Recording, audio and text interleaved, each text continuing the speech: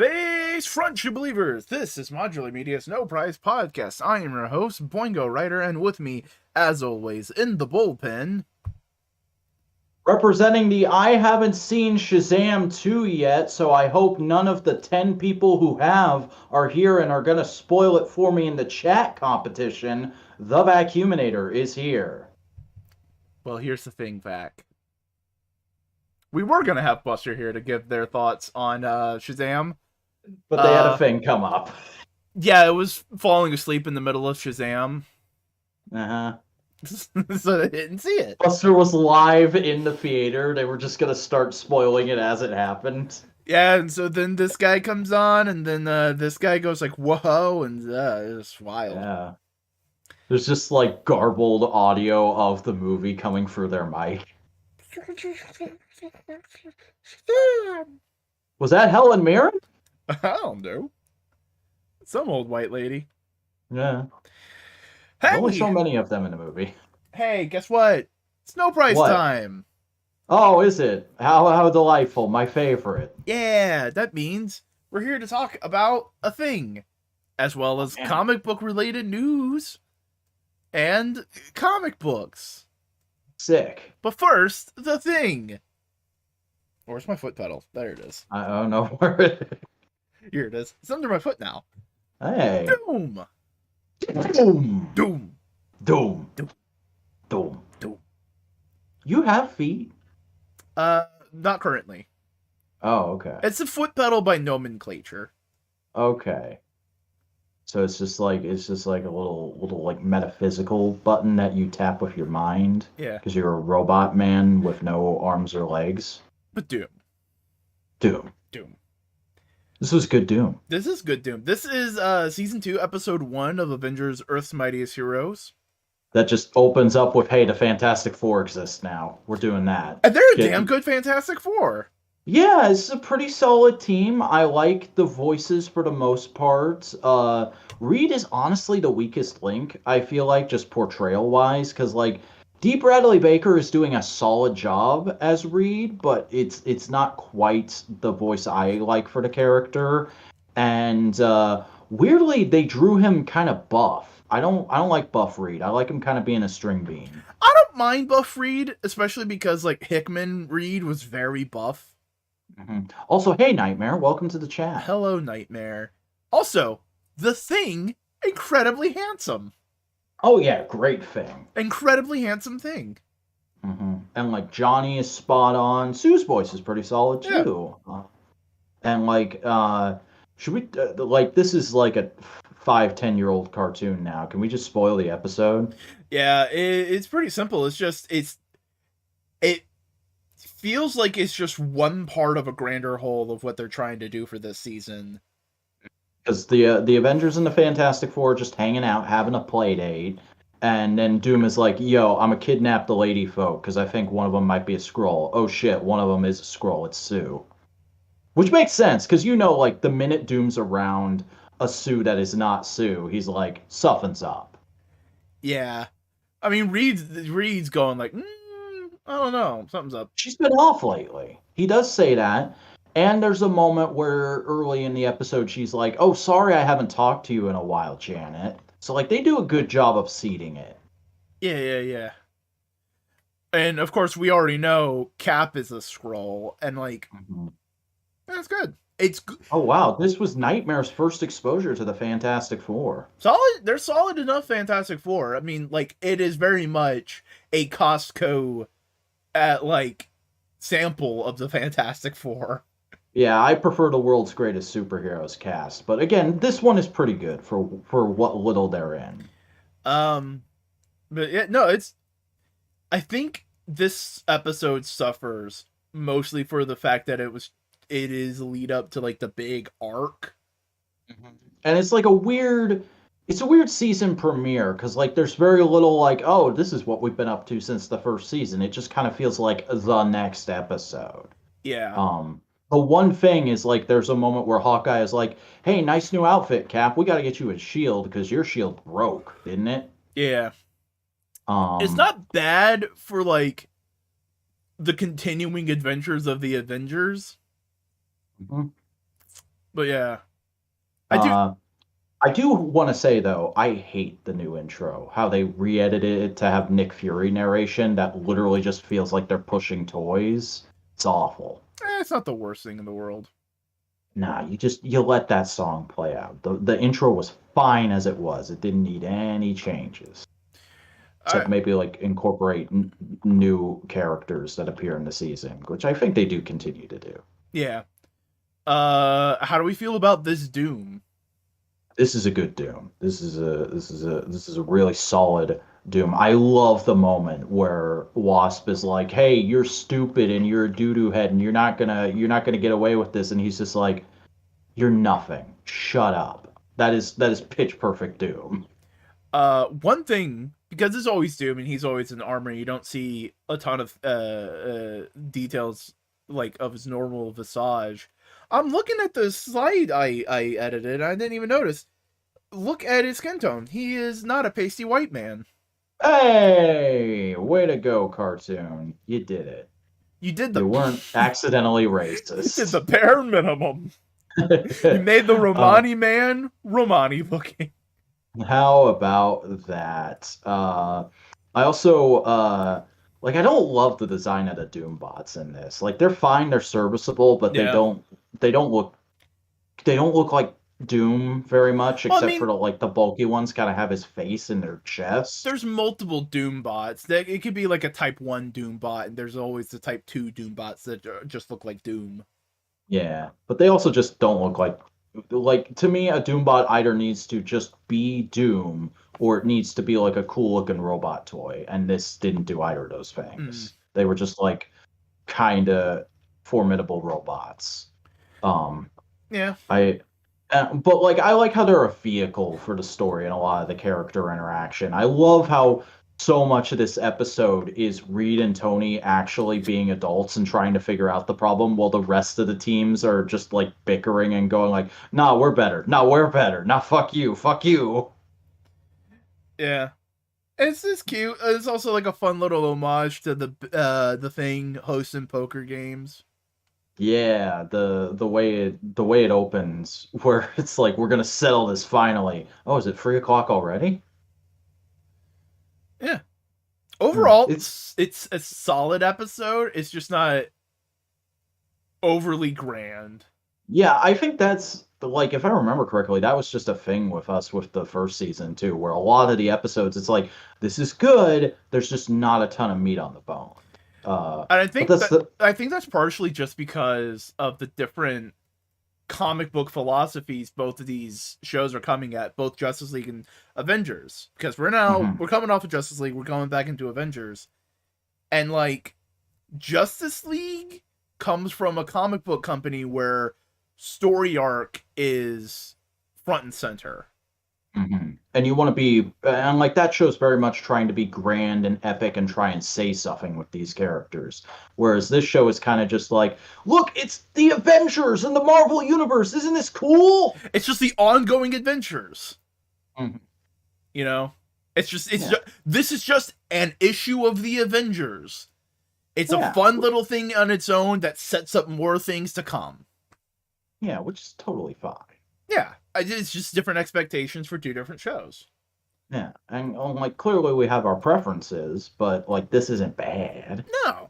And here's the thing, I think if this show had been given more time, getting a couple more seasons, it would have gotten to those grandiose levels that Justice League did. It's entirely possible. It just got cut. It's just short. It just Mhm. didn't get a chance to spread its legs. Thanks again, Jeff Loeb. Yeah, things happen, you know. Yeah. But yeah, I don't think we have much more to say about this show. So while I'm opening up the While you're news, opening the news, the first salvo of news, why don't I go ahead and let the good people know that, hey, if you enjoy live streams, if you enjoy watching live streams that involve me, you should probably head over and subscribe to my channel because I've been investing in doing solo streams lately. And I've got another one that's happening tomorrow afternoon at around 5 p.m. EST. I'm going to get on and I'm going to open all these toys that I bought from the Hasbro Pulse warehouse sale. and just kind of get first impressions on them, hang out and chat with whoever shows up. I hope I get a decent turnout because that should be right around the time everybody's getting home from work. But we'll see what happens. Even if it's just me sitting there talking to nobody about toys for a while, it'll be enjoyable because I'll get to talk about and open toys, which is one of my favorite things to do. So definitely head over and subscribe to at the Vacuuminator on YouTube. I'd really appreciate it, folks. I don't usually do plugs for my own shit on Modular, but this is one of the rare times I'm going to do that. But also, hey, if you like this video, be sure to give it a like. Be sure to type in the chat. Be sure to comment if you're watching the replay. Subscribe, ring that bell in order to enable notifications to get every episode of No Prize whenever we go live. Yeah. Also, Nightmare in the chat says, also, I don't know if this is how it is because of how I remember these guys go, oh, wait, I have that power. I don't Not know. sure what exactly you're referencing there, Nightmare. Yeah, don't worry about it. But hey, we got some comic. We got some movie news first and foremost. Yes, time for Loki movie news. season 2 possibly delayed to summer 2023 or past summer 2023. Mm-hmm. Oh, hey, Buster. Yeah, we don't have like any kind of official statement about this. It's just that the actual page for the show on Disney Plus, they changed the release date listing for Loki season 2 from summer 2023 to coming soon. So that might mean they're reconsidering the release date. Maybe. Which is unfortunate. I would like to see more of this show as soon as possible. But hey, take your time, make it as good as possible. Yeah, make it as good as possible, take its time, do all that kind of stuff. They forget their powers a lot. Oh, that's fair. Mm-hmm. Yeah. Loki gonna happen when Loki gonna happen. Yeah. Marvel's Ironheart adds iconic voice actress Cree Summer. So for those of you who aren't aware, Cree Summer was in like fucking everything in the 2000s. She was number 5. Everything animated. Yeah, she was number 5. Basically any like teenage young adult black character in a cartoon on the 2000s, Cree Summer voiced her.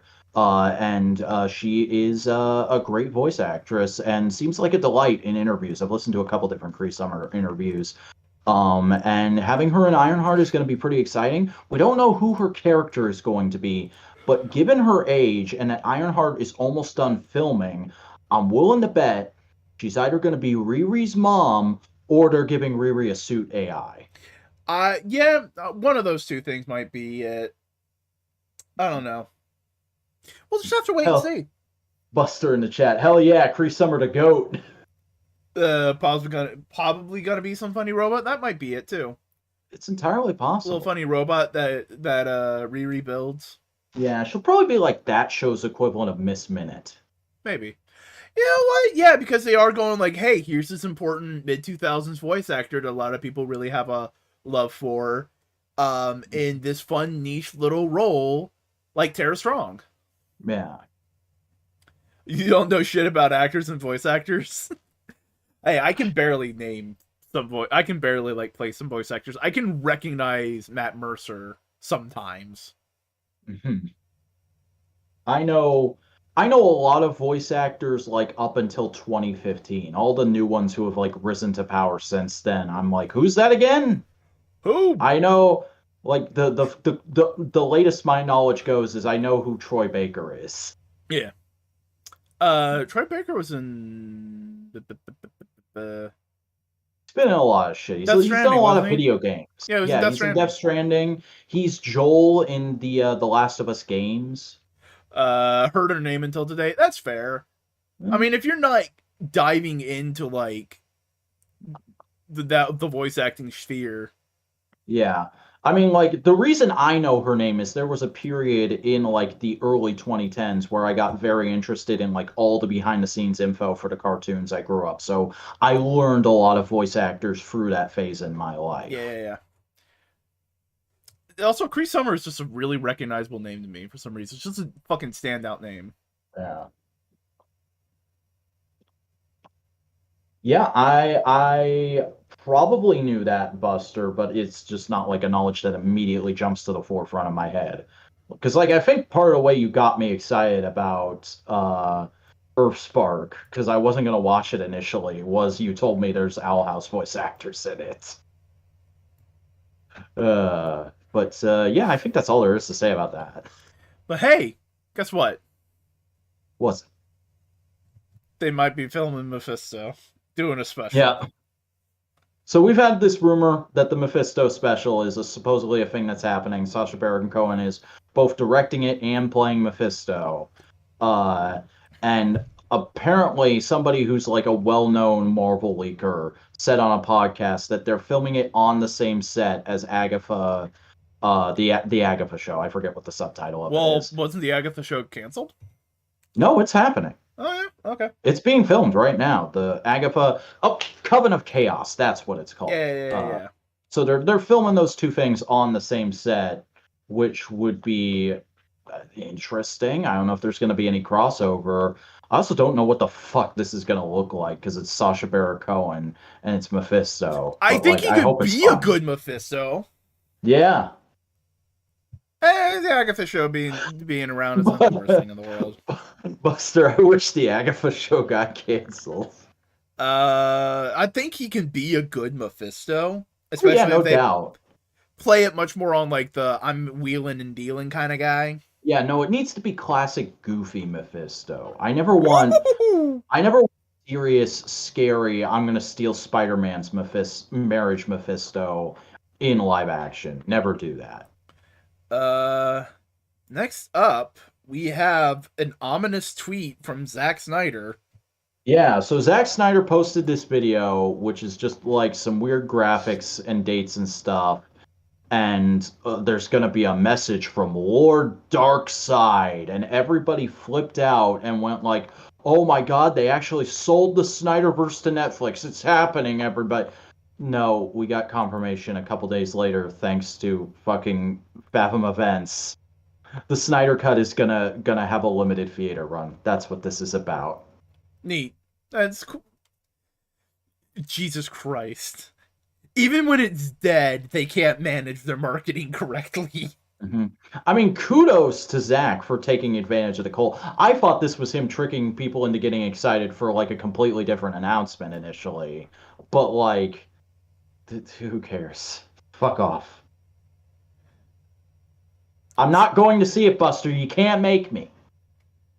I mean, it was designed to be filmed. It was designed to be viewed in IMAX. Sure. So it makes total sense that Snyder would be gunning for like a theatrical release for it. Mm-hmm. Now that it's made, he's going like, yo, might as well just like have at least one chance to see it in like its original intent, you know? Yeah. Ain't the end of the world. Mm-hmm. I mean, it's like a 4-hour movie, isn't it? Yeah, it is. I'll have to watch it eventually, but I'm not going to watch it in one sitting in a theater. That's the kind of movie you need to have an intermission for. Yeah. Hey, guess what? What? They fucking revealed a Wonder Woman at Warner Brothers Hollywood Studios. Yeah, so apparently this was a thing people knew about ahead of time, but I just found out about it on the day. That part of the Universal Warner Brothers Hollywood studio lot, they have a Wonder Woman statue now. It was like a whole thing about like Wonder Woman's an important character, everybody. So here's a bronze statue of her. Let's try and like that's the thing about Wonder Woman. Name just a really good, simple, like one-shot Superman story that you just tells people what Superman is. Smashes the Klan. Okay, do that for Batman. Long Halloween. Do that for the Flash. I was gonna say the two Flash story in the mid-90s, Mark Wade. Oh yeah. With Reverse Flash. Oh yeah, no, it's directly based off of Gal Gadot because that's the Wonder Woman the general public knows. Yeah. Like it doesn't have her likeness in the face, but that's clearly that Gal Gadot costume. But what I was trying to get at is it sucks that there isn't one of those for Wonder Woman. That's just like immediately recognizable, just like here, read this. This is Wonder Woman. Other than Justice League Actually, of One. Justice League of One would now, be the one hang I'd on, say. hang on. Yeah, yeah, yeah. Now that I think about it, there are a couple of them that my buddy Wonder Woman superfan Sid Part 2 has recommended to me. I've just never gotten around to reading them. There's Grant Morrison's Wonder Woman Earth 1. There's The Tale of the Wonder Woman, I think it's called. Mm-hmm. There's a couple different The miniseries Grant that Ian's Morrison recommended Wonder to me. Woman Earth 1 stuff, though, gets a little fucking wild as I fucking hear it. Yeah. Because Grant Morrison went full on, oh, Wonder Woman was based off of BDSM sub-dom relationships. So that's how she saves the world, is everybody becomes a sub and a dom. And so some people just submit and that makes them happy. This is what the fuck you on, Grant? From what I understand, it really makes sense in context. At least that's what Ian has told me. Yeah. New 52 one. Yeah. But Justice League of 1 too. Yeah. 2 as in as well, not as in like 1 2. Oh. It's the one where Wonder Woman basically has to beat the entire Justice League to save them so they won't put themselves on a suicide mission. Yeah. Which I think is like, that's pretty Wonder Woman, you know? Mhm. Self-sacrificial and like going like, no, my friends. I think the big thing about Wonder Woman is she's an uncharacteristic character for DC in that with her it's more about the runs than it is like specific stories you can point out, which is much more of like a Marvel thing. Yeah. Hey, guess what? What? Ben Affleck reveals how long Batman is in The Flash. 5 minutes. Yeah. Like, I love that he was that honest and upfront about it. He's just like, I killed it. I'm in the movie. And I did really good, but it's 5 minutes, everybody. Don't get too excited. Yeah, he is done. He wants nothing to do with this anymore. I'm willing to bet he literally just shows up at the beginning. There, you know that shot of him with the gray and blue bat suit on the bat cycle? Yeah. I think it opens with him doing that, fighting some criminal, and then Barry shows up and goes like, "Hey Bruce, I need your advice about a thing." And then there's that talking scene, and that's it. And if they are doing the Flashpoint, I would not mind if there's just like a 1 minute scene at the end where he hands him the like, oh wait, no, it's not Thomas Wayne. Well, here's the thing: we don't know if Keaton is playing Bruce Wayne again. We've said several times, like, that trailer is vague enough, and like they're keeping him old. He could just be playing Thomas Wayne, and that's like a big twist that they're going to reveal in the movie. I mean, if it also is Bruce instead of Thomas, it could just be like, hey, one Bruce to another. You're not that bad. The new Affleck suit looks pretty good, Buster. You also got to remember, some people have bad taste back and don't like the blue and gray. Yeah, like the blue and gray isn't my favorite, but I acknowledge it's perfectly valid. Yeah. Honestly, though, I know it's a very, very possible hot take. I love gray, black, and purple glove. It's for a detective-y look, it's great. Yeah. For also, like, since go ahead. For like hardcore ninja Batman, nah. Look up. All right, fair enough, Buster. But like, I should also mention, while we're talking about like Flash movie news and like interviews and shit, Affleck also said in this interview that he's declined James Gunn's offer to direct a DCU movie. He's just not interested in working for a new DC regime after how bad his experience with the last one went. And apparently Tom Cruise has seen an early cut of The Flash and really enjoys it. That's a story that was making the rounds this week. That just feels like super Tom Cruise, like, oh, I'm a Hollywood friend, and I'm just gonna say everything is good. Yeah. Why did Tom Cruise turn into Mickey Mouse? I don't know. Because Mickey Mouse is a big part of Hollywood. Yeah. Hey, guess what? We got more Penguin news. Theo Rossi has been cast in the Penguin. The cast for this show just going all over the place, man. Yeah. I mean, sure. Yeah. I know I've seen Theo Rossi in things. I just can't name him off the top of my head. And he's like a fairly well-known name these days. So like They got him. They got all those random real actor people I've never heard of. They got Clancy Brown. This show's gonna be weird. This show is gonna be a show. It's gonna be a show. Yeah. Oh man, look Uh, at that! Look at that vaguely ethnic man. New animated DC TV character will appear in a live action film. Yeah. So apparently, so remember how we talked about Tom King getting Wonder Woman last week, and he went on Sal's channel and did a big interview about it. Yeah. Well, he let quite a few beans spill during that interview. One of which was that apparently Dr. Phosphorus, who is going to be in Creature Commandos, they're already getting ready to have him appear in a live action thing. Now, I have to admit, I have no idea who the fuck Dr. Phosphorus is. Never heard of him before. Old Batman villain. Think of him as like a he's like Blight. I assume he's the melty skeleton man in that Yes. picture. But he's but like Blight from Batman Beyond, but non-radioactive. He's just like fire. Yeah, but I think it's cool that they're already like making good on their statement of we're gonna have the characters both appear in animation and live action and have it be consistent. Yeah.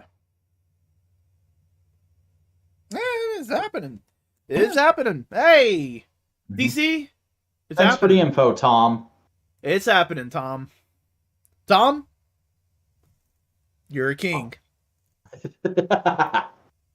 James Gunn says he's fucking directing Superman. It's fucking This was the other bean that Tom let spill. He was just like Sal just asked him like what's it like working with James Gunn? He's like, "Oh, it's so great. The man is such a workhorse. He's doing all this stuff. You know, he's writing and directing the new Superman movie." And Sal's like, "He's directing it?" And Tom had this look of like, "Yes. I wasn't supposed to say that, was I? Oh well." And so a few days later, James posted like a big Twitter thread about like, yes, I'm directing the movie officially. Here's my reasons for doing it and kind of my inspiration behind the story. It seems like this is really going to be a project that's coming from the heart and is going to be really sweet and nice. And hey, I'm excited about a Superman that's sweet and nice being in the friggin' pop culture eye again. I mean, just from the first tweet, it's already super sentimental to me. It's just like there's already a line of heart in that. It's just like he's directing Superman. It's going to be released on July 11th, 2025. His brother Matt told I'm just going to read it now. My brother Matt told me that when he saw Click the on it. release, Read the whole thread. Let's go. Also, Buster, don't fucking post in James we trust. I don't want Snyder like cultism to take over this. Like I'm excited. I do trust James, but and like, James let's not go too hard. And James we vibe. Yes. When he said release day, he started to cry. I asked him why. He said, "Dude, it's Dad's birthday. I hadn't realized." I lost my dad about 3 years ago. He was my best friend. He didn't understand me as a kid, but he supported my love of comics, my love of film, and I wouldn't be making this movie now without him. It's been a long road to this point. I was offered Superman years ago. I initially said no because I didn't have a way in that felt unique and fun and emotional that gave Superman the dignity he deserved. Then, a bit less than a year ago, I saw a way in many ways centering around Superman's heritage, how both his aristocratic Kryptonian parents and his Kansas farmer parents inform who he is and the choices he makes. So I choose to finally take the writing the script, but I was hesitant to direct, despite the constant pestering by Peter Safran and others to commit. Just because I write something doesn't mean I feel it in my bones, visually and emotionally, enough to spread it over 2 years directing it, especially not something of this magnitude. But the long and short of it is, I love the script and I'm incredibly excited as we begin this journey up, and away. Let's fucking go, my dude. I am very excited for this movie. I've seen a few doubters. I've seen a few people going like, "Oh, him directing it kind of seals that it won't be my kind of Superman." And like, you know what? Fair enough. But like, I'm willing to give him the chance. Just because somebody is known for making like more goofy, more like out there kinds of art doesn't mean they can't make something that's more down to earth and heartfelt. And that's what I think he's going for here, and I'm very excited about that. I mean, he has lines of sincerity in all of his movies. Mm-hmm. Like, all you have to do is look at, like, Scooby-Doo 1 and 2, and you see, like, he can take these very goofy characters seriously, in a way, you know? And I mean, like, as somebody pointed out on Twitter the other day, I forget who, but it just came across my timeline. Man's 5 for 5 on comic book adaptations so far. So, like, let's let him cook. Yeah. Let's let him try, let's let him drive. It's gonna be the funniest motherfucker calling it now. Fuck. I want Jimmy to just be a little guy. Just make him a little guy. Just go for it. Just be a little guy. Mm-hmm. Also, hire a complete unknown for Jimmy. Hire a complete unknown for Jimmy. I don't have a pick, but you know, Lois has got to be like the most in charge boss bitch. Oh, yes. Also, I will just say this right now. Maybe lean East Asian. There's been a lot of East Asian interpretations of Lois Lane, and I think like those are pretty cool. And it'd be really cool to see an East Asian Lois Lane. You know, Kelly Marie Tran. Yo. Mm-hmm. Yo. And here's my pick for Perry White. Bryan Cranston. Oh, you know, okay. If we're just doing this, I got the perfect Pa Kent. Hmm? Brendan Fraser. I couldn't remember his name for a second. Brendan Fraser. Brendan Fraser is Pa Kent. Yeah. Like, dude, he can nail that. Like, I used to be a hot stud. Now I'm just a cool dude. Yeah. Oh yeah, Superman needs to be an unknown too. I wouldn't say super unknown. Like, here's the thing: Christopher Reeves was slightly known. He wasn't a big main star, but he was like people were going like, "Oh yeah, you're gonna do something cool." Yeah, get a young white boy who's an up and comer. Yeah, but like, imagine Brendan Fraser as Pa Kent. Yeah. Oh man, that'd be fun. Who's Jor-El? Who's Jor-El? Ooh. Because like like one of the things I did really like about Man of Steel, I thought Russell Crowe was a great Jor-El. Okay.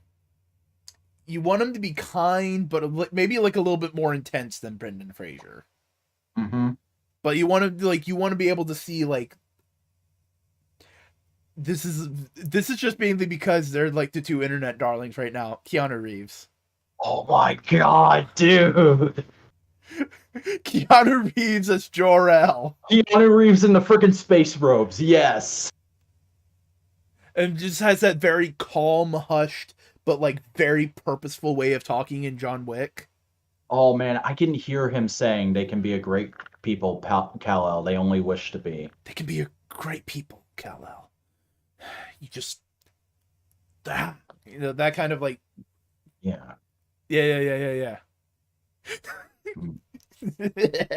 James Gunn, hire us as your casting directors. James Gunn, hire us. James Gunn, hire. You got the comic news up yet? Yeah, I got it up. Hey, guess what? Deadpool's Negasonic Teenage Warhead gets her first solo. Yeah, and it's a Marvel Unlimited scrolling series that's on that app. But it'll be posted to the special places as well. Mm-hmm. So like, you know, if you like Negasonic Teenage Warhead from the movie and you want to get to know the comic version of her, here's your in, folks. She's gonna have a scrolling series. I might check it out. I haven't looked at any of the Marvel Unlimited scrolling books. Though just be warned, she's not gonna have her girlfriend from the movies. Yes, because isn't her girlfriend from the movies like one of Wolverine's girlfriends? Yeah, she's older. She's like Wolverine's age.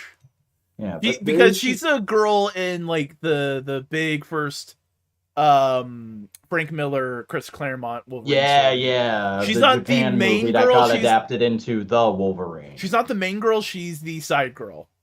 Mm-hmm. Okay. Also, correction. I have read one of these scrolling series. I read the first volume of It's Jeff, and that was really nice. I need to catch up on that. Yeah, I mean it is Jeff. Mm-hmm. I saw a cute ass fucking edit of Deadpool giving Jeff a shark, And the caption, and they changed what Deadpool was saying. It's just like, you Blage, here's a weapon to protect all the trans kids. Yeah.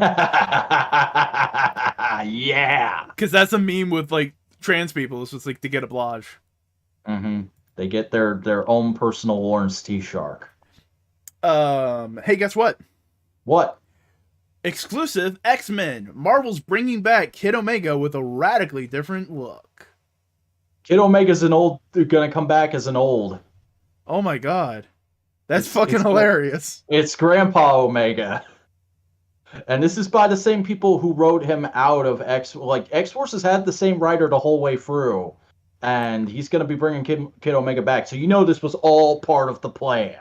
And I'm very excited to see how the plan for this character continues. Because the X-Force has been like the book that's taken Kid Omega from haha funny man to like actually deep and interesting character.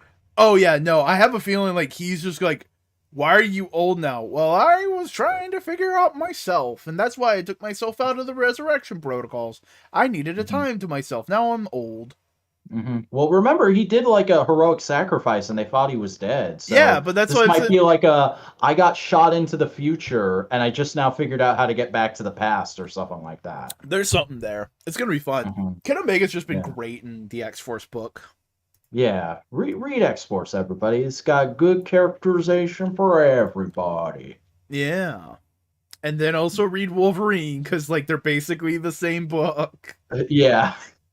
It's by the same creative team, except different artists sometimes, but it's always like the same vision. Yeah, and like to kind of understand what's going on in X-Force, you kind of do need to read Wolverine. Yeah. Hey, it's worth it. Guess what's coming back?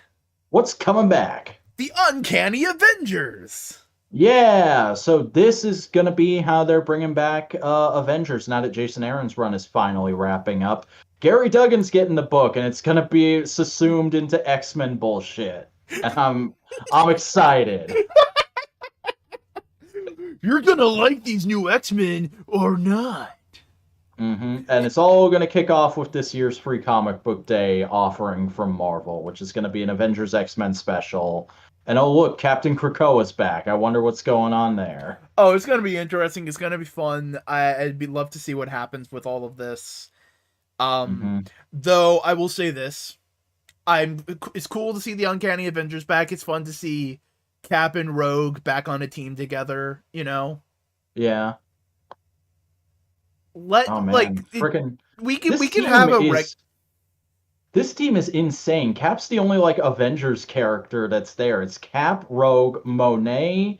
The Quicksilver is kind of an Avengers character. Yeah, yeah. And Deadpool. Deadpool was an Avenger. Oh, yeah, that's right. But then Kawan is there and fucking Captain Krakoa. This is going to be insane. Yeah. But it makes sense for what the Avenger, like, the X-Men are kind of, like, going, like, oh, yeah, like, we need to actually integrate with humanity a little bit more. No, Buster, I know you love Gary Duggan, and that's, like, all the more reason you should catch up on current X-Men, because he is... Now that Hickman's bowed out, he's become like the new architect of X-Men stuff. Yeah. But also we got the cover for the new Hellfire Gala. Yeah. And just generally Marvel kind of going like, hey, Hellfire Gala is going to be a big deal this year. There's going to be a lot of big surprise reveals and stuff, and it's going to kick off Fall of X. That's the new arc we're going into for the next year. Yeah. So, might be finally reaching the end of Hickman's master plan. We might be reaching the end of Hickman, or we might be reaching something new. We don't know. We don't know what the fall of X specifically means. Is it the fall of Xavier? Because he's often just shortened to X? Yeah, Hellfire Gala being a yearly event is fun, because it's just like, let's just make a bunch of fun costumes and have one simple thing that we can just use to branch off a bunch of stories. Yeah, and no matter what, every year you're guaranteed one new just boss bitch look from Emma Frost, and I think that's all what we need in our lives. So Jean Grey, a little lacking this year. Yeah, I still love her first Hellfire Gala look that just became her costume from then on. Oh yeah, it's great. But also, hey, we're getting the club guy back, who was the post-humanity Nathaniel Essex. Mm-hmm. So... Stuff's gonna be happening there. Who knows? Yeah. Also, Marvel is doing a freaking actual Hellfire Gala party at San Diego Comic-Con this year, which is Hell kind of yeah. fun.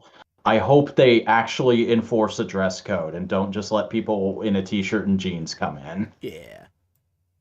But that's fun. That's good. Yeah, some Yeah, there's more. that. Some more of the Hellfire Gala. Hmm.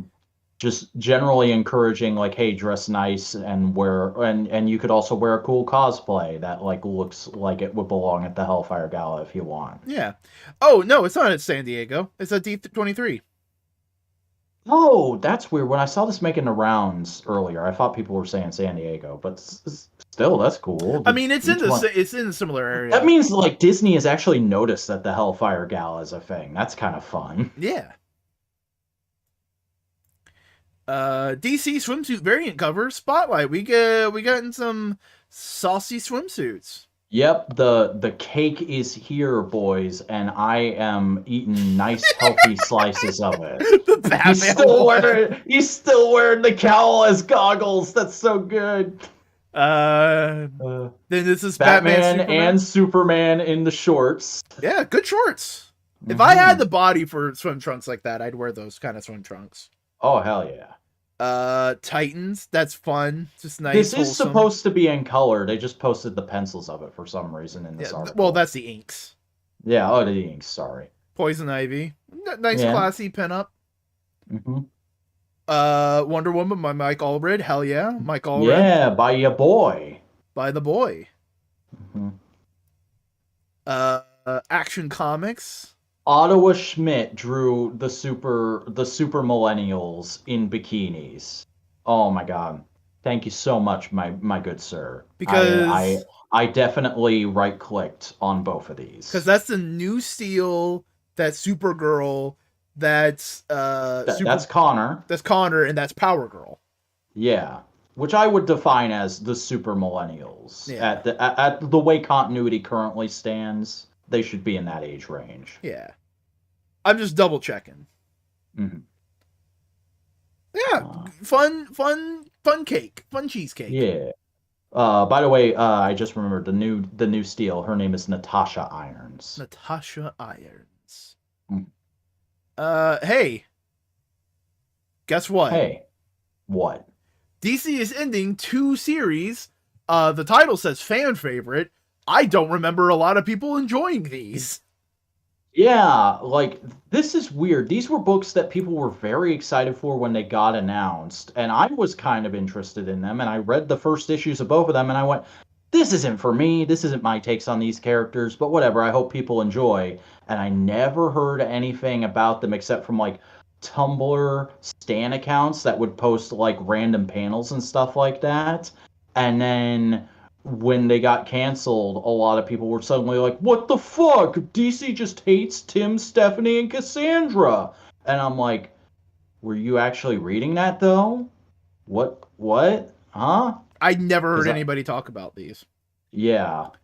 Like, it sucks. I want Tim, Stephanie, and Cassandra to get good content and for them to be in the spotlight, but, like, I didn't enjoy those books, or at least the first issues that I read, and I wasn't gonna continue on with it. Actually, I think I read like 2 or 3 issues of Tim Drake, but it wasn't for me. And, I hope maybe eventually they get shuffled onto another project with a creative team that is more in line with what I like from those characters. Yeah.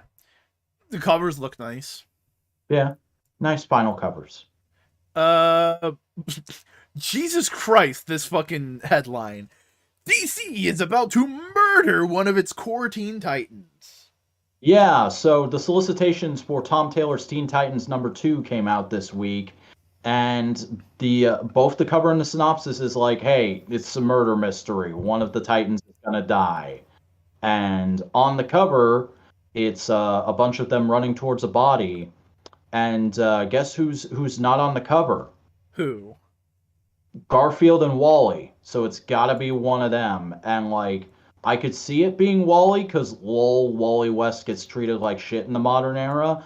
But I could also see it be Gar, because DC's kind of had it out for Gar since Dark Crisis. You know who it should be? Who? Jericho. That would be great. It's like, oh my god, it's one of the biggest characters. You're not gonna believe it's fucking Jericho. Like Jericho has his fans, but he's not I wouldn't call him like a fan favorite, beloved character. I don't know. It's probably Car. Well, though And they it might did. just and it might be like one of those stories where it's like at the end it turns out he was alive the whole time. He faked his death to figure this thing out. Yeah. Also, Raven's not on the cover, I just realized. So it could be her. That Yeah. would really make people mad. Tom, kill Raven. I dare you. I fucking double dog dare you. So, next up, we got a bunch of covers for DC Pride. Yeah, DC is gonna be doing their annual Pride Month celebrations coming up, and we got the all the covers for that, all the fancy, nice variants and stuff, and we also got some info about the actual DC Pride special that'll be coming. Yeah. I mean, these certainly are covers. They are covers. Look at that. Look at those covers. I love this one. This one particularly made me happy. I love that somebody besides me read and remembers Supergirl Rebirth number 19 because that issue was like a fucking standout issue at the time. Okay. It's basically it's Supergirl helps a non-binary kid become more comfortable with themselves and get up the courage to come out to their parents, and it actually goes well. The issue. Is that Pipe Piper? Yep. Is he gay? I can't remember if he's gay or bi, but I know he's one of those. Yeah. Yeah. Oh, Connor's Ace. Is Yeah. that bi? I can't remember what flag that is. That's Ace. That's Ace. Yep. Because Okay. there was a story about him in last year's special, so I remember that. Yeah, look at all these covers. Unless the profits go to gay related shit, that's not going to happen, Buster. Don't get your hopes up for that. This is just like, hey, we're hip to the kids. We understand that minority groups exist. Please buy our comics. That's what And this just is. because it doesn't give money, like it's good to say like, hey, these are our gay characters. Which ones do you want to read? Which ones They are do you the same interested thing in? for Black History and Asian Heritage Month. So They do it for a lot of different minority groups. Both comics companies do. yeah. Hey, guess what? Grant Morrison's What? coming back for Multiversity for the DC Pride special. Yeah, Grant Morrison's first DC book in what 2 3 years Mhm. since Superman and the Authority, and he's gonna be, or I'm sorry, they're gonna be doing a little short in DC Pride, so you know that ought to bump up the sales a fair bit. Yeah. Everything feels off, buddy. At some point in time, you got to take off your skepticals. Oh, look at the world with untainted eyes. I mean, this is two straight men talking, but this looks perfectly harmless to me. Yeah, I mean, we've read both companies have done this kind of stuff before. This isn't new. This is like a reoccurring thing. And I mean, like, the worst thing about last year's Pride special was somebody accidentally wrote Superman as too optimistic. Hey, guess what? The What? DC webtoon books are getting a print version. Yeah, I'm actually fairly excited for these. I wouldn't mind owning a physical copy of Wayne Family Adventures or the Zatanna book. Oh, hey Huey. Hey everybody, look in the chat right now. It's Huey Doulahan, this week's guest on Modular Components, coming up this Friday. Subscribe to the channel and get excited for this upcoming episode of Modular Components, where we're gonna have yet another member of the V-Pals on the show. So yeah, that's a thing. And Huey is excited for these getting a print run, just like I am. I wouldn't mind owning Wayne Family Adventures. I've also read, like, I want to say the first 10 or 15 chapters of the Zatanna book, and that was pretty solid, so I wouldn't mind owning that. And, you know, it's going to be cool to see how they re-edit these to make them work in traditional comic book formats, or if they just straight up go, like, here's a comic book that's a fruit roll-up, and you got to just... One thing though, it is incredibly hilarious that they got a very traditional comic book artist to do the cover for Wayne Family Yeah. Adventures, and it's just like it feels so tonally off because the It's like inside. when it reminds me of when Marvel released Ryan North's Squirrel Girl in Japan and nobody bought it because of the art, and then they re-released it with a Guriri cover and it sold like hotcakes. Goriri. Yeah, the people who do Gwenpool. Oh, yeah. Yeah, it's an artist collective out of Japan that does comic book art. Hey, guess what? What? New Ranger comic. Explain. Okay, so as part of the Power Rangers 30th anniversary celebration, Boom Studios is going to be releasing a Power Rangers Unlimited one-shot about the coin list. Power Rangers Unlimited, the coin list #1 is coming out in a couple months, and it's going to be a return to the alternate universe that Lord Dracona originates from, where Tommy chose to stay evil. And it's going to be catching up with all the other characters from that universe and also showing how the ongoing Mistress Vial arc affects that universe. Because remember, Lord Draken's still out there. He's still active in the main Boom Comics universe. So like he's gonna show back up here and be like, "Hey, Mistress Vile gave me some shit. I'm gonna do some shit. It'll be fine." Yeah, a lot of the Unlimited books haven't been too good, but I'm hoping this will be solid. Uh, I mean, it's got a Dan Mora cover, so that at least is nice. Yeah, the monster looks cool. Yeah, that's Dark Spectre. All right, That's cool. that's the big bad of the first 6 seasons All of right, the cool. Zordon era. All right. Mr. Friggin', it's fine. I don't fucking know. I recognize very little, but that's it for comic news. Time to open up some toy news. Oh man, it's time for the toy news, which also means it's time for me to remind everybody that like, hey, you should be subscribed to Modular Media. If you're not already, you got to give this video a like. You got to talk in the chat. You got to put messages in the chat if you're watching live. If you're watching on the replay, leave us a comment. Subscribe, ring that bell in order to enable notifications to get every Modular Media upload delivered right to your subscription or inbox, because we got all kinds of good stuff coming up. Like I talked about earlier, Huey is going to be on this week's Modular Components this Friday. We got a big episode of Twit coming up this week. A lot of stuff popping off in the Power Rangers fandom in the lead up to Once and Always, and also just like discussion of King Oger and Geets is going to be happening. And hey, I started a new classic Super Sentai. It's going to be my thoughts on the first 8 episodes of Denji Sentai Mega Ranger We're not History wrapping up Day. early, hell. It's just in between when I'm trying to open up news links back to start shilling. It's a Yeah, real that's problem. He needs to go to a doctor for it. listen, I'm just adopting the Matt Cardona philosophy of plug your shit whenever you get the opportunity, no matter how egregious it is. So, like, comment, subscribe, everybody. Check out Twit, check out Components. Stick around for more installments of No Prize as we continue on into 2023 and see all the wild and insane comic book stuff that happens throughout this year.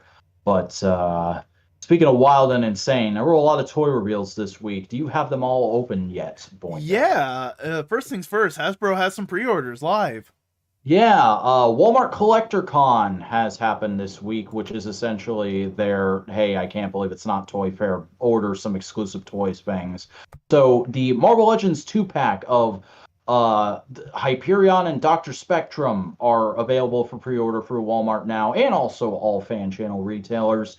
So that's fairly exciting if you wanted figures of those characters who I totally know a whole lot about. Yeah, and just some Star Wars guys. Yeah, this is Tuscan Raiders. Turstins. Hmm. And speaking of the Walmart stuff, they showed a monster truck. Well, actually, there's a lot of links down in that article. They just didn't attach images. So, a couple things went up for pre-order Marvel Legends wise. First of all, the Retro Collection Craven is available. So if you were interested in that, you can get it through Walmart right now. But also, surprise reveal, we're getting a re-release of the MCU Ronin figure, Yeah. which originally came out with the Endgame wave, but they're re-releasing it here with an updated Jeremy Renner likeness. I believe the original didn't come with an unmasked head, so that is a new piece you can get with this version, and it's specifically based off of the fact that it was in the Hawkeye Disney Plus show. So, Yeah. if you're trying to complete that collection, there that is. And I heard it was a solid figure. I just was never particularly interested in the design. And hey, look, it's Craven going to the dentist. Look at those pearly That whites. is legit the face you make when the dentist puts the spreader on your mouth. Yeah. I really don't like that head sculpt. The rest of the figure looks fine, but I think that head sculpt is just Like way this too is, actiony. yeah, like that's pretty good. Mm-hmm. And then it's just like, Yeah. it's like he's I trying. swear Like, I've been brushing, Doc. I swear. imagine this man trying to order a Starbucks order. I like a macchiato. Yeah. I didn't think you would find that funny. That's pretty good. A bunch of McFarlane figures, 50% off. Look at these guys. Yeah. What Yeah, the fuck? Robin King. yeah, you've never that's a Dark Knight's Metal thing. Yeah, Jesus this is Christ. nothing new here. Just Walmart going like, "Hey, McFarlane shit is on sale this week." So, if Yeah. you want to catch up on your DCUC collect or your Oh, they also got DCM they got some collecting. Mirrorverse stuff too. I didn't know Oh, Mirrorverse wow. was McFarlane. Yeah, no, McFarlane did a Mirrorverse line. I think it only had 2 waves and then it dropped off the face of the earth. I mean, hey, Mirrorverse is still going on though. Mm-hmm. Hey, guess Look what? at look at Buster's original comedy right there. Oh my god, Oh hilarious. my god. Hashtag too brilliant. Hashtag fuck. Uh-huh. Okay, what's next? Hey, Hey, guess what? what? A certain movie's going to be coming out this year. Oh, it's time. And guess what? Hasbro's going to make figures for it. Yeah. So, Buster, you better start coughing up your money. Spider-Verse Marvel Legends this Thursday? Maybe? Yep.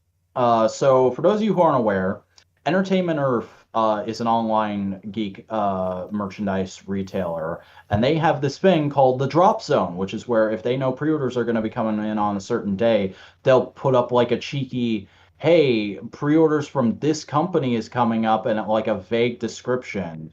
So if you read that description, it's like get caught in a web of pre-orders. We went the extra mile for this one.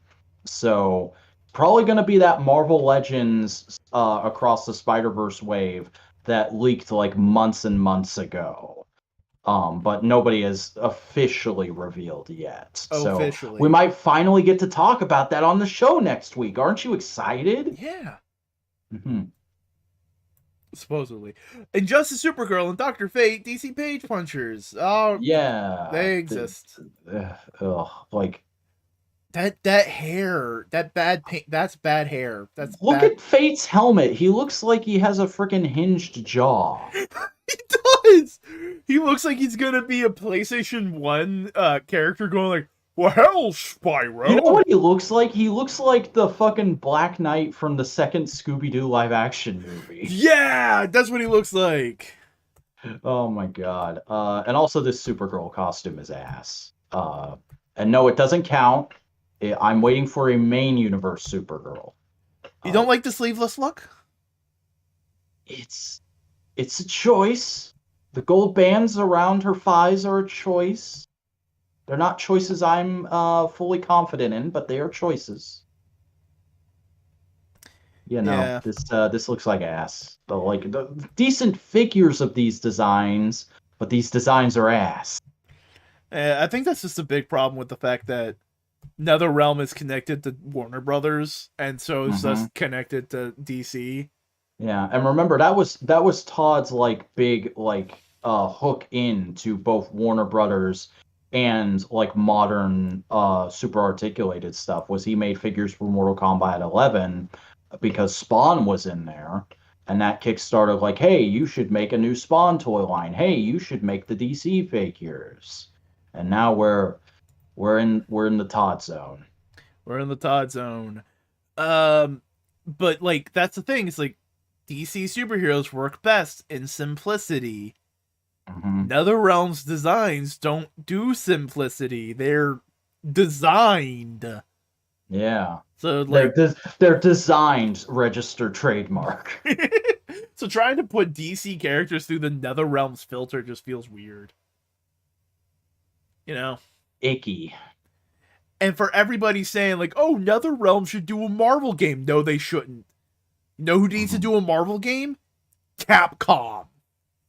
You know who needs to do a Marvel game? Nintendo. You know who needs to do a Marvel game? Rocksteady.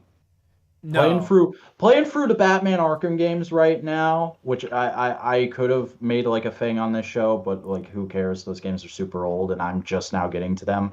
But like playing through those games, I'm like, yo, Rocksteady, where's my Daredevil game? Never gonna happen because Rocksteady's owned by Warner Brothers. Um, And why would Disney go to a competing company to make their games? Fair enough. I mean, Mega Man 11 came out. Hopefully the people make. Hopefully the people making those Spider-Man games that I hear are good and will play probably after I finish the Arkham series will make a Daredevil game. They're Insomniac and they're being done by Sony, so probably not. Fuck! Nobody loves me. And Marvel's incredibly gun shy. Mm. Yeah, but it came out. It came out. It's like, Boingo, do you know what year this is? Hey, Devil May Cry 5 came out before that, and nobody's saying like, "Oh, we need another Devil May Cry." Is Devil May Cry 5 any good? Yes, it's considered the best in the franchise. Okay, because I remember people being really hyped for it, but then I never saw any reviews after it came out. Because the only people that really like give a shit about Devil May Cry is Devil May Cry fans. It is the highest selling one of the franchise. Nice. So it did get an audience.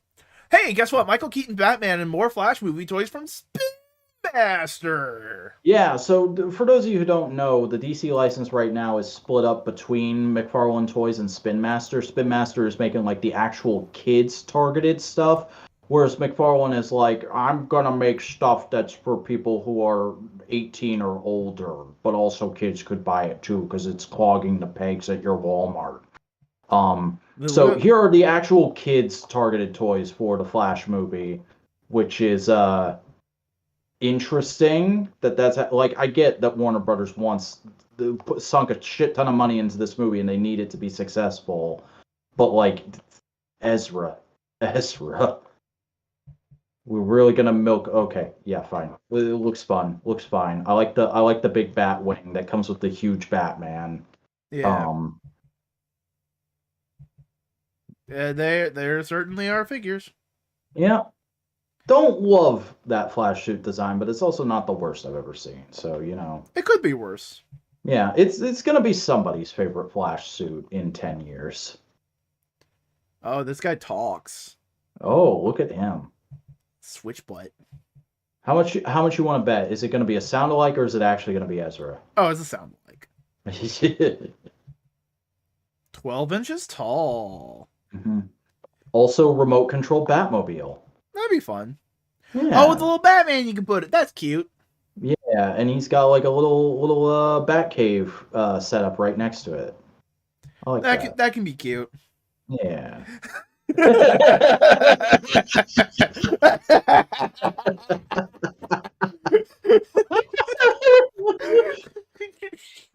Look at this guy. Look at this guy right here. Look at this guy. He just had the best birthday present from his wife when they don't have children. This is very much like the, hey honey, I saw this at the grocery store. Like I saw this at Target and I thought you would find it cute. And he's like, yeah. Yeah, look at this. Goddamn. Living his best life. Yeah, look at this guy.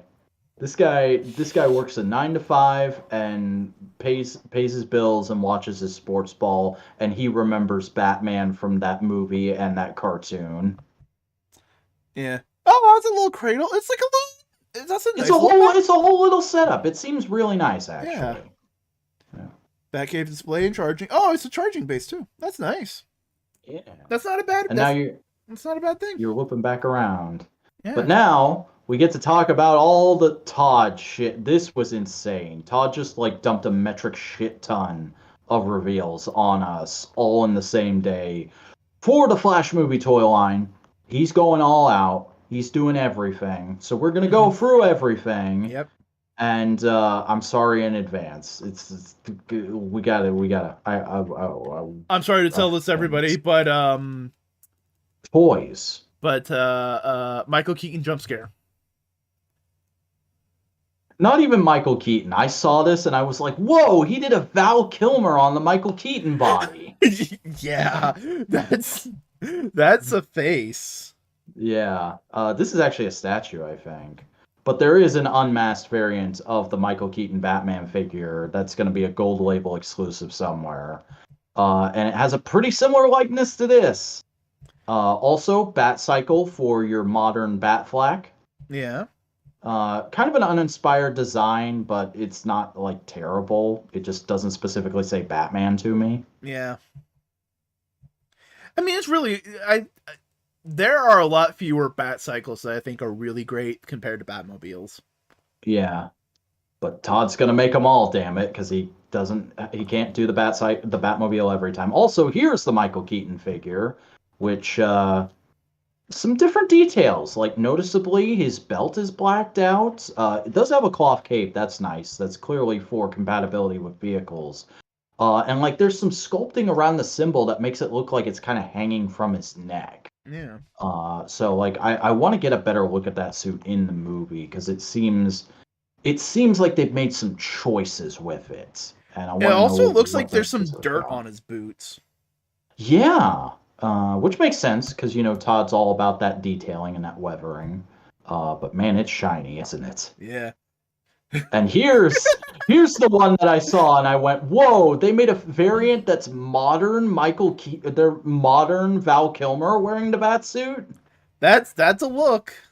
Yeah, That's a tiny photo. yeah, that's weird. Yeah, likenesses have never been Todd's strong suit, but man, this one looks bad. McFarlane needs face scanning tech now.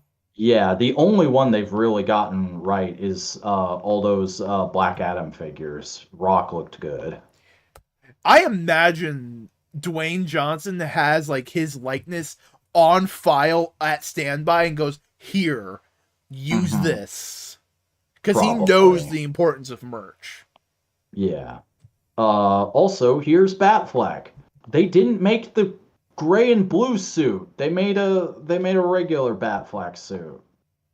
I'm upset. Yeah, it's very tactical. Yeah. It looks fine, but like it doesn't look particularly like anything except for like the vague in implication of a bat symbol and bat ears. Yeah. God damn, that comic booky trying to make that suit look more comic book. It's just Yeah, it's not great. It's not great. Batmobile. But Todd is doing well, not perfectly to scale, but like, in his 7-inch figure scale Batmobile, and it looks great. Like it actually looks really cool. As somebody who like this isn't my favorite Batmobile, but I acknowledge it's one of the cooler ones. It's an iconic one. And so to have a new toy of it out that's like in vaguely 1/12 scale is pretty exciting, and I'm a little tempted by this actually. Uh it is all over the place in price though, because like I've seen places listing it for $70. I've seen places listing it for $90. It's just all over the place how much this thing is going to cost. But it is a one-seater.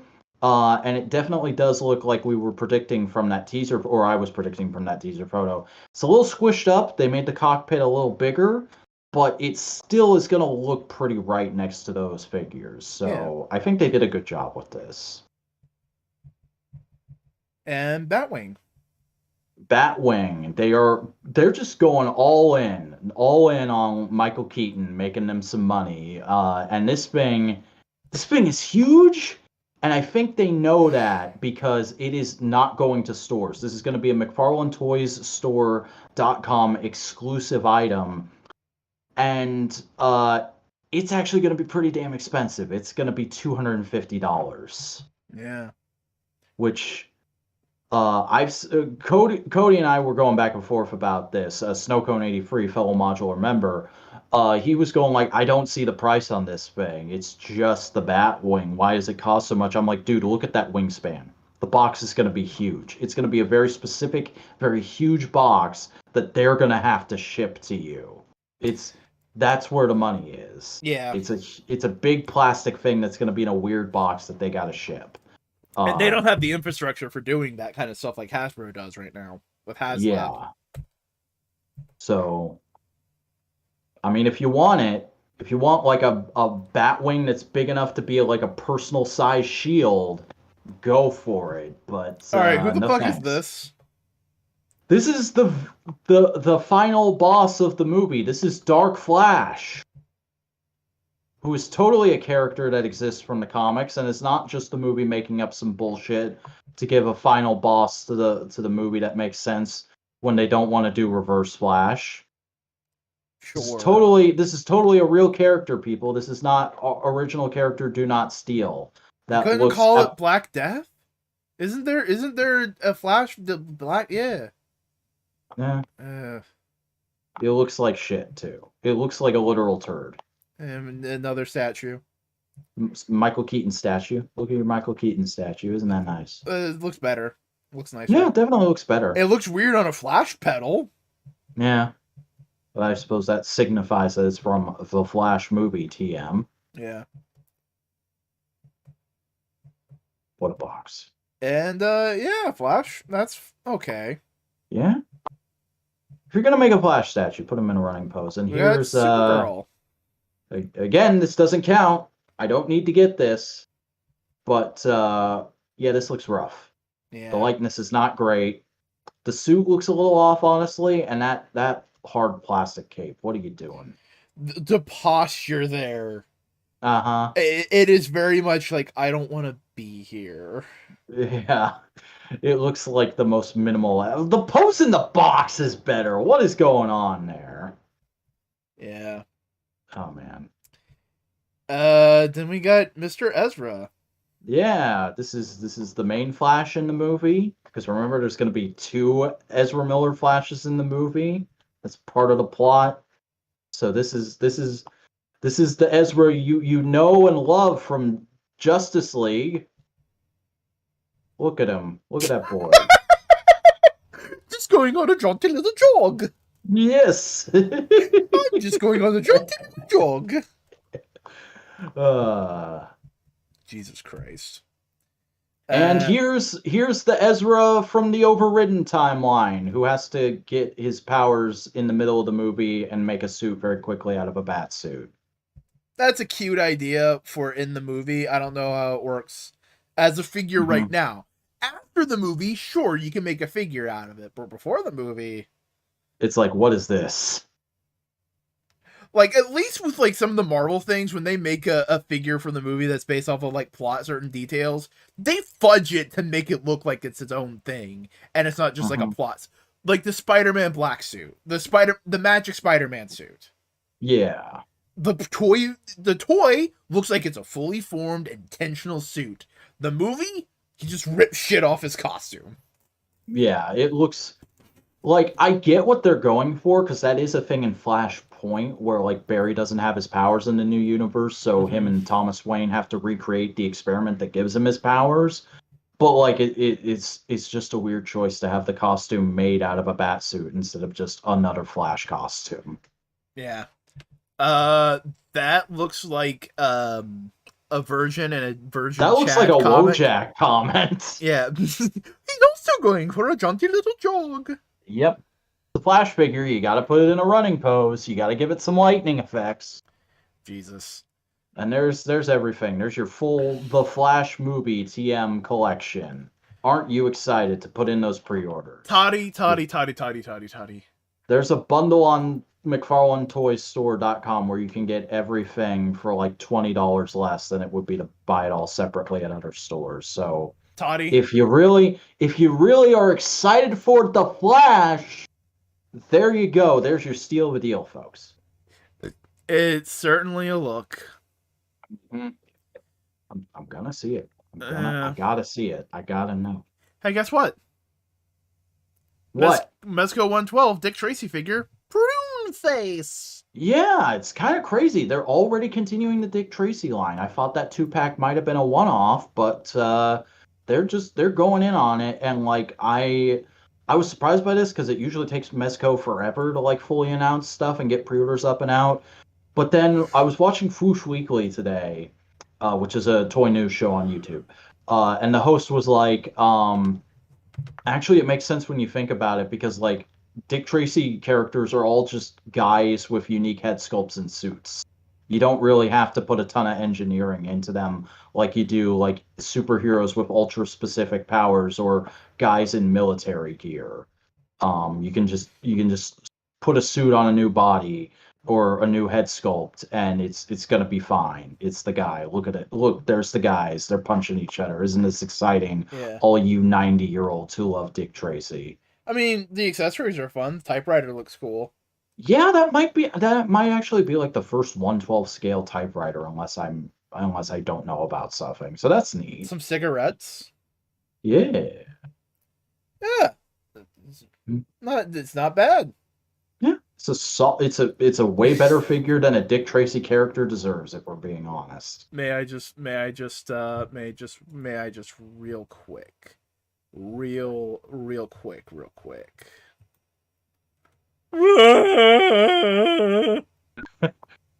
They're selling what?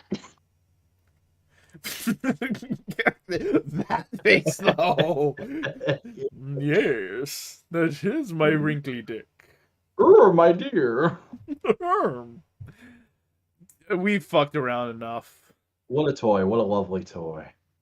That's it for toy news. We did it. We did the news, everybody. It's comics time. Aren't you excited? Ready for comics? And me did. Hi. Vac didn't read as many comics as I read this week, so guess who's gonna be talking a lot.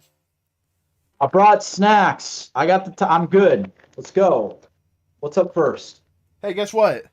What? Hold on. I read Hellcat. Oh, wow. Oh, I wanted to read that. I just didn't have time. Well, guess what? This also, is one of these are individually wrapped. I wasn't expecting that. This is one of the best books of the week. I'll explain Damn, okay. why. I'll give you a second. Okay. I'll explain why. So, Hellcat is framed for murder. Okay. And she's going through the whole process. She gets out on bail. She goes home. And she starts, like, looking into the person who got killed. And she's like, okay, I gotta solve the mystery. She goes to that place. She finds a badge. And she goes, I know whose badge this is. And I know how this guy died. So she goes to a psychiatric ward. And in it, there's a man sleeping. Who's named Rick. And she goes, hey, have you been sleepwalking? No!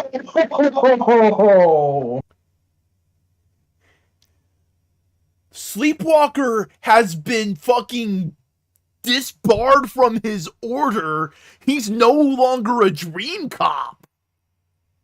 You double got me.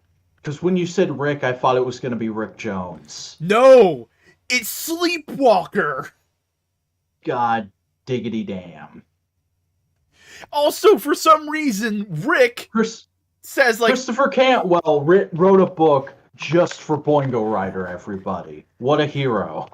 It's fucking hilarious. Like, I just was like, oh, it's Hellcat. I liked her in Iron Man. I'm interested in seeing her continued adventures. Sleepwalker. My hyperfixation. Yeah, no, it's fun. Also, it's Nice. just a good little like into Hellcats like mindset of like how they've reintroduced Patsy into the Marvel universe and did all that kind of stuff. It's solid. Yeah. I'm Hey, happy for you, buddy. You got your boy. hey, guess what? What? I read the final issue of Gold Goblin. Oh wow, that sure was a thing, huh? Yeah, it's surprisingly good. It's actually really good. Nice. So so Norman's trying to fight the Goblin Queen, the character that is like just going like, "Take your sin back, fuck you, I don't want this," and Norman's like, "No." So he teams up with Spider-Man because she's fucking causing havoc and hurting people. They do a big fight, do a big brawl. Like it's at the point where she's like poking out Spider-Man. He like fucking grabs a chain, grabs her neck with it, rips her off of him, snaps her neck, and Spider-Man's like, "Holy shit!" Oh, Damn, he goes full Spawn, huh? yeah, no, like Norman kills her, and Spider-Man's like, "Oh shit!" And he's basically like, "Oh, yo, thanks, Norman." And Norman's just sitting there going like, "I didn't mean to do it. I didn't mean to do it. I didn't mean to do it.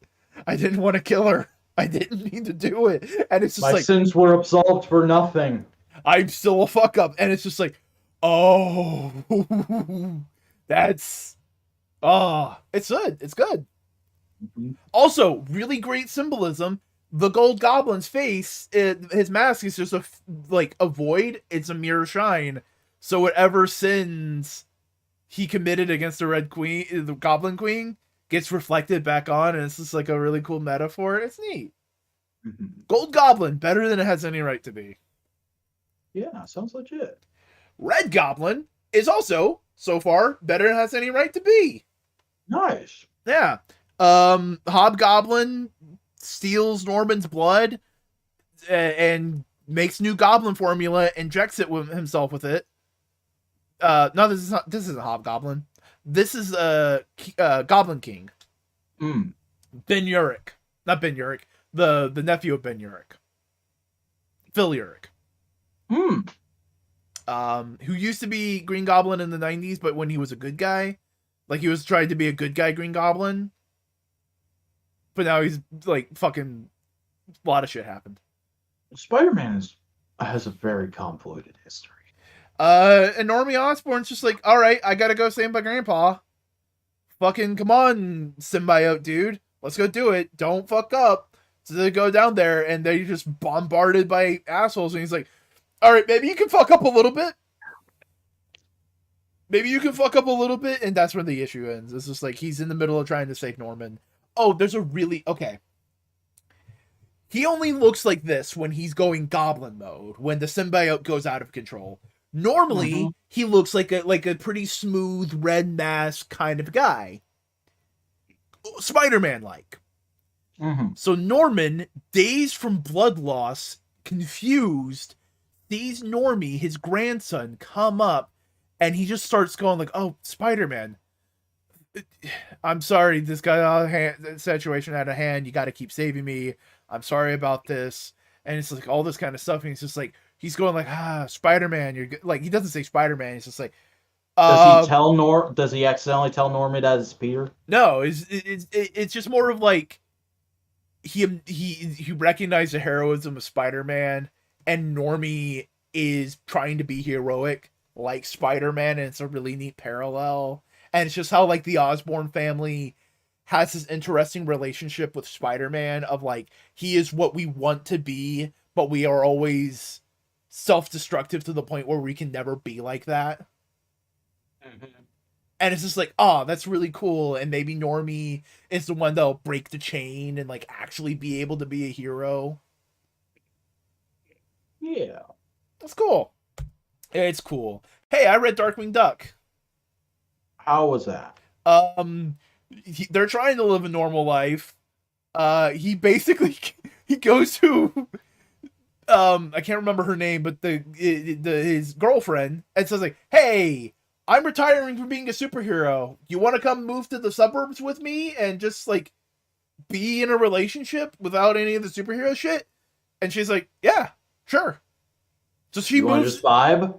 So she moves in with them, and she's trying to stepmom it, and she's like let me cook, and it's just like it's her family recipe, so it's like ooky spooky, oogly goose, and Gosling's like ew, gross. So it's played for jokes, and bushroot, bushweed, bushroot. Bushroot starts causing havoc, and Darkwing is nowhere to be found. Hmm. We both read Superman Lost. Okay, I was wondering if you were going to read this. Yeah. So I have a feeling you're going to say this book was pretty good, right? I liked it. I was very frustrated by it. Because I have no idea when this is supposed to take place in continuity. Because this book is written like this is pre-52 post-crisis times. Everybody's in their pre-52 post-crisis outfits, except for Wonder Woman, who's wearing a rebirth costume for some reason. I have a feeling that this is a script that got left in a drawer. Who knows? But other than that, Mrs. Lincoln, how did you like the play? It's pretty good. I have the feeling that this is gonna get the reputation of being what if Superman up in the sky, but less about the pathos of being Superman and more about the pathos of being lost in space. Because that's very much the vibe I get from the little bit of the actual main plot of the series that's in this issue. Because so much of this is just explaining how he gets to be lost, and I feel like we're gonna start getting the story of the journey next issue, which is fine. It's not a bad way to start the series, but also it's like it kind of weirdly makes it so you have to read issue 2 to know how you're going to feel about the book in general, and if you want to read the whole thing. And right now I'm like, this is fine. This might go down as like one of the cool evergreen Superman trades, but at the moment I'm just kind of like, gotta see, but I don't hate the characterization. I do like the Superman with like PTSD apologizing all the time. I'm sorry, Lois. I'm sorry, you should be mad at me. Why should I be mad at you? I'm sorry. And then Bruce is just there in a turtleneck. He's been gone. And I don't know, it's interesting. There's something here. Also, I feel like Bruce just randomly showing up in their apartment is a warrant for Lois to get out her taser. They know each other. True. They've gone on double dates. Ever since that issue of Son of Kal-El, I'm just like, yeah, no, that's totally a thing that happens. Bruce isn't allowed to sneak up on Lois because he got his ass kicked one time. The cover is beautiful, though. It's a really nice cover. Yeah, it's a nice cover. Immoral X-Men #2. Okay, so there is a quote from pretty close to the start of this issue that I used to summarize my feelings on this book in a tweet about it, and I'm just going to go ahead and re-say it here. This probably would have creeped me out before the whole sinisterization thing. Now I just think it's cool. Because this whole book is just like the most insane, twisted shit you could imagine the X-Men doing. And I'm like, yeah, let's go. Because none of it matters. This is going to be undone in a couple months, and they're very explicit about that.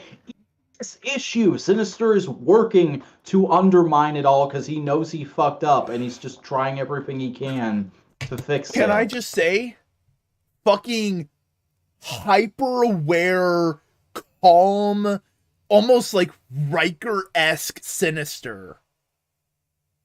Good shit, right? Good shit. Like, oh man, this might be my Sinister going forward.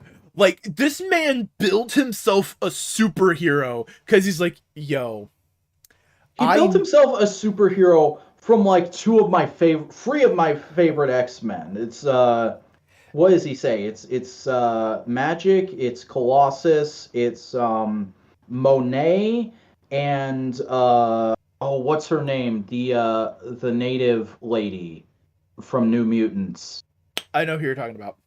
Yeah, it's those four that it's a combination of.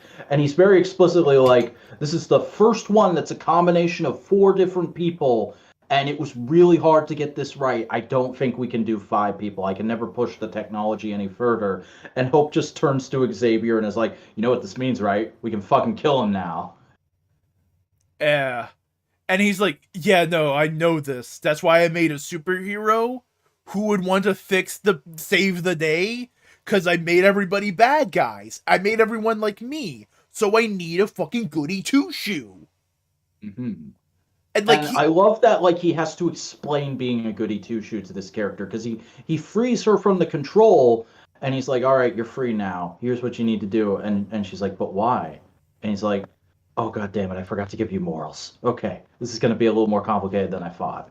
but like he's not like sinister about it. He's not like ooh. He's like, all right, look, I fucked up. We need to fix this. Yeah. Oh man, it's good. Also, fucking the Hope section The Hope section is so much fun. of fucking Exodus going like, hey, guess what? We're a religion. Um, and a Messiah doesn't quite work if you're around. So you're gonna have to die. So good. I love this book. And then this book ends with Sinister Star Trek. Yeah. They're going out into space. Oh man. It's gonna be a hard wait for the next issue. I know it's only 2 weeks, but damn it. I don't want to read Storm and the Brotherhood of Mutants next week. I just want to read the next issue of this. But here's the thing: you kind of needed Nightcrawlers 1 and 2 for this to hit as well as it does. That's true. Because like you do see Mother Righteous, and she's like going like, "Ooh, here's the plan. Here's why I'm doing the things." It's like each of us were meant to like focus on an aspect to like see the future of humanity. I'm magic. You're X-Men. And it's like, okay, that makes Nightcrawlers make a lot more sense, and that those two books flesh this one out. It's working as it should. I think it's going to read better in trade. Definitely. But yeah, it's good shit. And guess what? We both read. What do we both read? Captain America. Yeah, Symbol of Truth. We've finally gotten to the final issue of this opening arc, which is really damn good. I actually really like this issue. I feel like it was a little harder than this arc deserved, but I still liked it. Yeah. I mean, he beats up the asshole.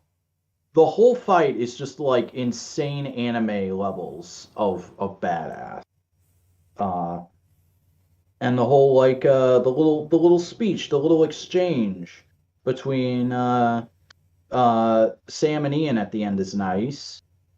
And the whole like beating down the bad guy speech that Sam has at the climax, very good. Not as good as Sam's speech from the end of Falcon and the Winter Soldier, but pretty damn close, I would say. Oh yeah, there's a lot of little like, it's the end of the arc, it's the end of the fight. It's just a good fight. No big twist or anything. It's just a big bombastic drag out knockdown fight between two superpowered dudes. Yeah, and it's also just kind of a little bit of, I would say it's a little catharsis for the reader. It's just like, because the guy he's beating down is a white supremacist. It's a guy going like, don't you think that people that look alike should hang out with each other, and that intermixing with other people is bad? And it's just Sam going like, fuck you. Yeah. Oh man. That's good. It's pretty good. Also, hype ass fucking Sam on the cover. Yeah. Sorry, I got a loose eyelash right now. That's fine. You read Lazarus Planet, Revenge of the Gods. Yeah, so I read this because I literally just saw it and went, what the fuck? I thought that was over. What's going on? This is all set up for a Wonder Woman Shazam crossover event that's about to kick off. Yeah, I figured. Which, I'm going to read because I'm generally into Shazam comics right now. And I imagine whatever happens with Wonder Woman after this will be the status quo leading into King's Run, so might as well. But basically, what's going on is the Wizard Shazam got mad at everybody and said, hey, I know Hera's pissed off about a thing. She's generally always been pissed off at the gods. So I'm going to team up with her and we're going to take over the Greek pantheon and we're going to wreak havoc on Earth. And that's what's going on. And Billy and Diana and um, Yara and Cheetah, because I don't remember Cheetah's real name, they're all just hanging out in a room going like, this is fucked. What are we going to do about it? Oh no. Oh man. Oh gosh. Oh golly. OG Uh, Willikers. Also, a I can't believe it's not Logan Paul type shows up on Themyscira, and Nubia's like, "Ha, look at this dickhead. Let's just knock him out and send it back." So it's all right. All right. I read issue 13 of Hulk. How was that, buddy pal? Okay. So, big thing that happened is last issue, Hulk went ballistic and basically exploded as a bomb, and Titan took over. It's the little guy on the cover. Okay? So he's wreaking havoc on the Hulk planet, and all the Hulks are going like, oh shit, Hulk, snap out of it! And he's just like, and he's absorbing their gamma radiation, killing them.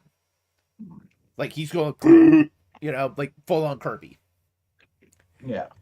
Meanwhile, okay, you know how he has that little, like, internal brainscape of the spaceship?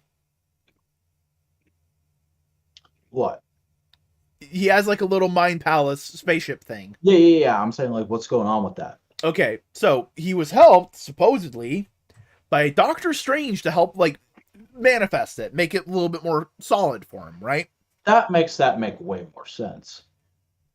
Well, here's the thing. That's what it was, the story so far. That's what it was kind of intended to be. And Doctor Strange is going like, yo, we need to help Banner out. Banner's fucked. Banner's in danger. And it's like, all right, cool. They're doing all that sort of stuff.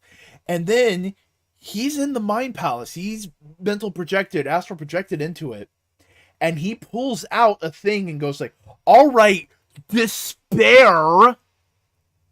Oh. You caused this mess by pretending to be me and fucking over Bruce. Oh, you're gonna fucking help me fix this. The Marvel Legend was foreshadowing. Oh my god. And that's kind of where the issue ends. It's gonna wrap up next one. Man, the fucking deep cut Doctor Strange villains coming out of the woodwork this month. Yeah. This run of Hulk has been fine, and I understand why some people don't like it, but it's been fun. Mm-hmm. I also read Excellent, Season 2, Issue 1. Hey, how'd that go? So, it goes, it's basically, like, setting up the like, some of the characters that will be big, like, twisty-turny things, and just kind of going, like, hey, this is what the Excellent and the Ecstatic are doing. It's all about the war of public opinion. The Ecstatics are starting to pick up that they have to start winning public approval to stop Zeitgeist from becoming a god. And so they start playing the publicity game. Like, two of the characters that were dating break up in this issue. Mr. Sensitive comes to him and goes like, hey, we need to stop this whole thing. We need to get followers away from him. So I got you to a cover on a magazine, and you need to look like you're in love. Dude, we just broke up. I know, but this is to stop this asshole. Can you put up with it? Yeah, we can put up with it. There's a guy called Mr. Sensitive. Oh, yeah. That's his, like, he's the purple guy on Ecstatics. That's amazing. Literally, his power is hypersensitivity. Like, his skin is so sensitive, like, a calm breeze would hurt him. Oh. So he has to wear, like, a containment suit to help him. And there is a really well-beloved fight scene between him, no containment suit, so bare skin, versus Tony Stark with his arc reactor out of his chest, so he's in the middle of having a heart attack. So they're just like grabbing grass and throwing it at each other, and they're just going, ah! That's amazing. Yes, it's fucking hilarious. I gotta read Ecstatics. But this whole book is focused on the eyeball motherfucker who's been spying on the Ecstatics for Zeitgeist, the guy with the gold mouth. And like his whole thing is just like, I am an eyeball. I don't have a dick. I don't know what it's like to fuck. I don't know what it's like to fucking eat. I don't know any of these things. All I know is I'm an eyeball. And like in one point in time, he talks to Zeitgeist and he was like, hey, what's it like to fuck? And Zeitgeist goes like, shut the fuck up. I don't want to. No, fuck you. Make another little eyeball so you can spy on them. Make a gross little kid. And the eyeball goes like, I'll make a gross little kid to spy on them. How does he talk if he doesn't have a mouth? I mean, how does he listen? That's another everybody. That's another big like plot point. Is like he's spying on the Ecstatics and he sees the breakup of two characters. And when Zeitgeist goes like, "What's going on?" He doesn't listen. He reads lips. Oh, that could be. But like he understands what's going on. Because the caption he goes like, "These people are breaking up. They're in pain," and like he's telling Zeitgeist, oh, they're the most in love they've ever been in. They're having foreplay right now. Like, he's lying to the guy of what's going on. Like, he is just fucking him over. He's just like, whatever. I hate this man. What a dick. No, the eyeball's a good guy. Zeitgeist is an asshole. Oh, okay. I thought you were saying it was the other way around, that like Zeitgeist was explaining things badly. No. It's the eyeball explaining things badly on purpose. Because Zeitgeist is just like a guy who just wants to become a god and like have ultimate power, and he's an asshole. Like, literally, a reason a lot of the members on his team are women is because he can use his animal magnetism on them and put them under his control. Whoa. Like, he literally, it's part of his powers. He literally just goes like, I'm hot, right? And just goes full purple man. Not to that degree. He can't like fully control them, but he can like very influence them. To the point where his current teleporter, who is called Toodle Pip, says like, you're not going to do that to Mirror Girl anymore because I don't like that. And if you want me to work with you, you can't do that to Mirror Girl. And he tries it on her, and he just can't work on her. And he's like, why doesn't it work on her? And I'm just going like, dude, she's probably a lesbian and isn't into dudes. Excellent. Good book. Nice. You could even say it was excellent. And guess what? We both read Wolverine. Book of the week, boys. Book of the fucking week. Good shit. I loved it. It was great. Fucking Beast is a piece of shit and a motherfucker. Who is the best? Who is trying to justify everything? Man, in this issue is entirely narrated by Beast, going like, it's all about the greater good, and I will do whatever it takes to protect Krakoa, even if Krakoa doesn't care about me anymore. And he makes a fucking giant plant mecha for himself and turns it into an underwater base. His corpse turns into a fucking clicker from The Last of Us and starts attacking Wolverine. And while he's in that underwater base, he reveals that he's made a clone army of himself. Motherfucker has gone full Miles Warren. You never go full Miles Warren. What the hell? Oh, no. It's not just because he made clones of himself. It's because he goes like to the rest of the X-Force, hey, you're all dismissed. I don't need you anymore. I got better company myself. Also, he deletes every version of himself in the Cerebro protocols except the one that was in the Avengers. Oh, man. So, this whole arc has just been, what's his name? Percy something? Yeah. He's just been doubling down and going like, no, Beast is a bastard. He has become a bastard. It's not a fake out. It's not a fuckaroo. We're not going to reveal it was another guy. Beast got naturally led to being a bastard piece of shit, motherfucker, conniving son of a bitch. And I'm going all the way with it.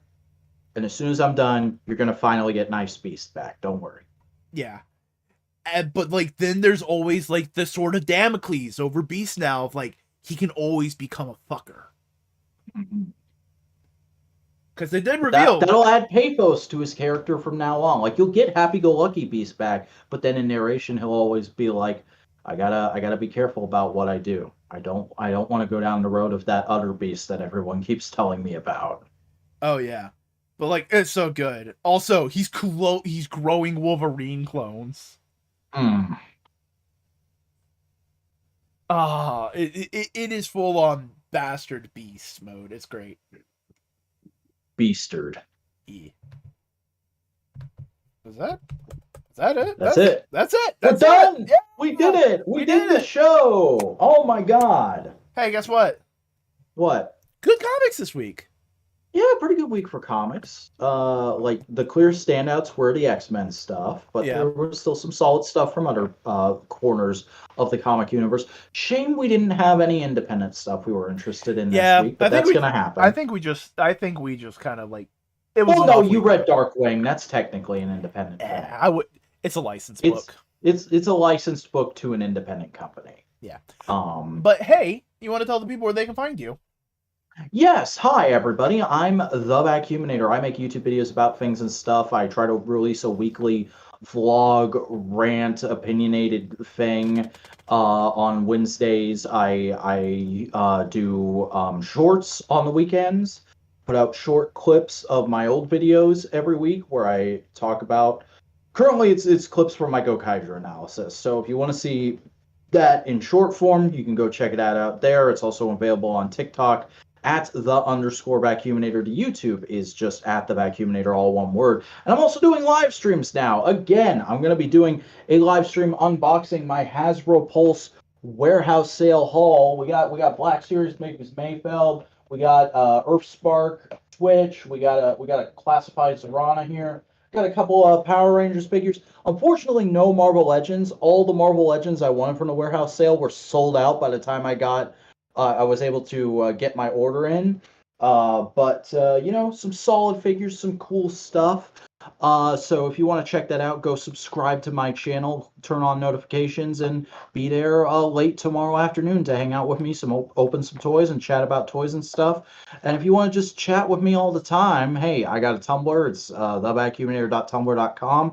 I got a Twitter. It's @thevacuuminator. And if you like toy content in general, I do daily action figure photography on Instagram @the_Vacuuminator. So be sure to check out all that stuff. Check out my content. Get it the engagement in the algorithm that it needs to succeed, because that's what us content creators survive on. Yeah. Howdy. I'm William Writer. I do a variety of content on the internet. I stream on Twitch Monday, Tuesday, Thursdays, and Fridays. A variety of things. You never know what will appear. I also do several things on YouTube, such as an ongoing video review series of Kamen Rider Geats, a short review series, as in like YouTube shorts, of King Oger, and a variety of video essays. One is coming soon. I promise. I'm working on it. It's coming. I'm also on a variety of other social media platforms, including Twitter, Tumblr, TikTok, and Instagram. Link to all those in the description. And if you want the ad, it's @Boingo_writer on Twitter, TikTok, and Instagram. Yeah. But that is it for No Prize. Woohoo! This has been Modular Media. You can always like, comment, and subscribe, do all those kind of things. You can also check out the other podcasts we have here, such as Components, where we just hang around, fuck around, never find out. That's that show. It's no longer the cool, classy flagship show. It's simulating being in a Discord call with your friends at 11 p.m. We also have Analytical Fanboys, a monthly media club where we talk about a specific type of media that one of the members brings up. And this upcoming month is going to be Y the Last Man. as Classic DC Vertigo book. presented by Vacuuminator. We also have another podcast on our repertoire. Can you tell people about Twit? This week at Tokusatsu is where myself and Buster Corp discuss all the latest news and new releases from the wild, wide world of Japanese live-action special effects. Be sure to come and get our hot takes on King Oger, Mega Ranger, Geats, and I think Buster said they were going to start a classic Ultraman show pretty soon, so that as well. It's a good time. Yeah.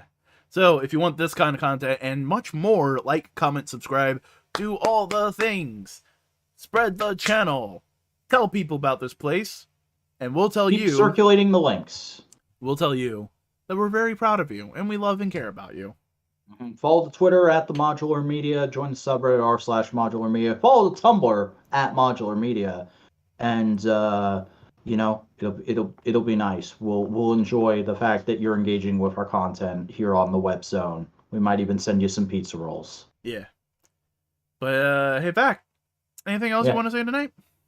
Oh yeah, just one thing, just one little thing. Doom. Doom. Doom. Doom. Doom. Doom. Doom. Doom. Doom. Doom. Doom. Doom. Doom. Doom. Doom. Doom. Doom. Enough said.